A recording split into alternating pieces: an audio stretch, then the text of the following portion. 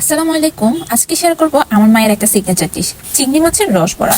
অন্য বড়ার সাথে এটা মেইন পার্থক্যটা হচ্ছে এটা তেলে ভাজা হয় না, ডিরেক্ট ঝোলে রান্না করা হয়, তাই এটা খুব বেশি সফট এবং জুসি হয়। তো চলুন দেখে নিয়ে রেসিপিটা। প্রথমে নারকেলটা খুব ভালো করে মিহি করে বেটে নিল, তারপরে কিছু রসুন কোয়া বেটে নিল। এবার 1 কাপ মতো চিংড়ি মাছ মাথা লেজ খোসা ছাড়িয়ে বেটে নিতে হবে। মাছ বাটার সুবিধার জন্য প্রথমে একটু থেতলে নিন, তারপর পিষে নিন। এবার কিছু এলাচ বেটে নেবেন, এলাচ বাটার রসটা মাছের সাথে মিশিয়ে নেবেন, আর বাকিটা রান্নায় ব্যবহার করা হয়। এবার 1 কাপ চিংড়ি মাছের জন্য হাফ কাপের মতো মসুর ডাল বেটে নেবেন, যেটা আপনি 1-1.5 ঘন্টা আগে ভিজিয়ে রাখবেন। আর ডালের পরিমাণটা যত কম হয় ততই নরম এবং মজা হয় বড়াগুলা। ডালটা জাস্ট এখানে একটা বাইন্ডার হিসেবে কাজ করে। এবার অল্প কিছু পেঁয়াজ বেটে নিয়ে সেই পেঁয়াজ বাটা, মাছ বাটা, কিছুটা রসুন বাটা, ডাল, হলুদ, মরিচ, জিরা, ধনিয়া গুঁড়া, লবণ সবকিছু ভালো করে মিশিয়ে নিতে হবে। আমার মা ভালোভাবে মেশানোর জন্য আরো একবার বড়ার সবগুলো উপকরণকে একসাথে বেটে নেন। এই পার্টটাও কিন্তু ইম্পর্টেন্ট, কারণ আপনি যত ভালোভাবে মেশাবেন, বাটবেন কিংবা ব্লেন্ডার করবেন, আপনার বড়ার টেক্সচারটা ততই সুন্দর হবে।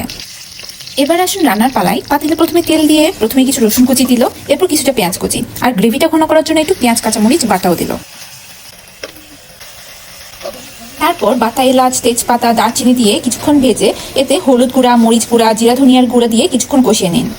মাছ বাটার সময় যে মাছের মাথাগুলো রেখেছিলেন সেই মাথাগুলো এবং আরো কিছু চিংড়ি মাছটা আপনি এই মশলায় দিয়ে দিতে পারেন, এতে করে আপনার গ্রেভিটা খেতে খুব ভালো লাগে। এবার এতে রসুন বাটা ও নারকেল বাটা দিয়ে খুব ভালো করে মশলাটা কষাতে হবে।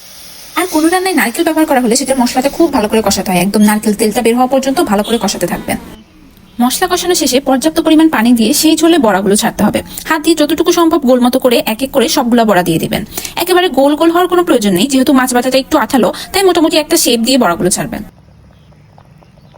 আমার মায়ের 1 কাপ পরিমাণ চিংড়ি মাছে এখানে 11টার মতন বড়া হয়েছিল। আর বড়াগুলো ঝোলে দেওয়ার পরে সাথে সাথেই নাড়তে যাবেন না, একটু হয়ে আসলে তারপর আপনি উল্টে পাল্টে দিতে পারেন। তবে এই রান্নায় নাড়ানি ব্যবহার করার চেয়ে আপনি পাতিলটা ধরে নেড়ে চেড়ে যদি বড়াগুলোকে নাড়ান তাহলে বেশি সেফ হয়। এই ঝোলটা টেনে আসতে আসতে আপনার মাছটা কুক হয়ে যাবে। তারপর আবার একটু পানি দিয়ে কিছুক্ষণ রান্না করুন এবং রান্না শেষে উপরে কিছু কাঁচামরিচ, ধনিয়া পাতা ছড়িয়ে দিয়ে রান্নাটা শেষ করুন। ব্যাস তৈরি হয়ে গেলে একদম অন্যরকম স্বাদের নরম নরম চিংড়ি মাছের বড়া, যেটা স্বাদ অতুলনীয়। আপনি একবার খেলে সারা জীবন মনে রাখবেন, এমন স্বাদ।